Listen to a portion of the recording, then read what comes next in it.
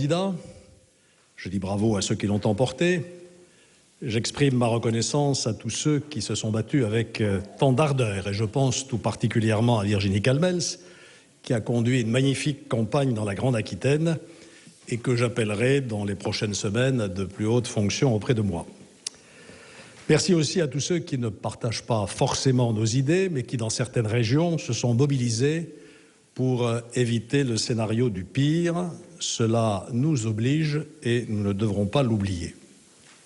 Nous avons maintenant à tirer les leçons de ce scrutin dont le premier tour a mis en évidence la défiance d'un grand nombre de nos concitoyens envers les partis qui gouvernent ou qui ont gouverné la France. Nous avons tous un devoir de lucidité.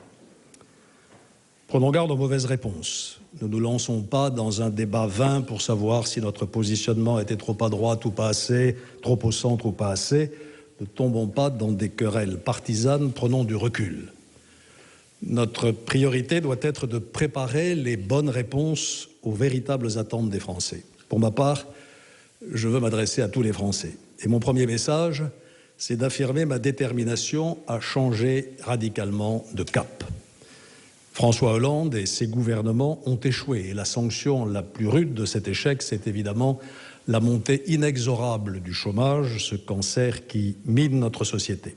Il faut donc à la France une autre politique économique, une autre politique fiscale, une autre politique pénale et de sécurité, une autre politique de santé, une autre politique d'immigration, une autre politique d'éducation. Et c'est à cela que je veux m'attacher. Mais ça ne suffira pas, parce que les Français attendent plus. Ils veulent d'abord partager une vision de la France, de leur patrie, telle qu'ils l'aiment, et veulent la transmettre à leurs enfants. Et je leur dirai mon idée de la France. D'abord, ce que je ne veux pas pour mon pays. Je ne veux pas d'une France frileuse, apeurée, protectionniste, anti-européenne, au total une France repliée sur elle-même qui offrirait à notre jeunesse un véritable contresens sur ce que sera le monde de demain. Mon idée de la France, c'est une France moderne, compétitive, qui donne toutes ses chances à l'esprit d'entreprise et d'innovation des Français. Mon idée de la France est aussi une France forte, dans laquelle un État fort fait respecter la loi républicaine.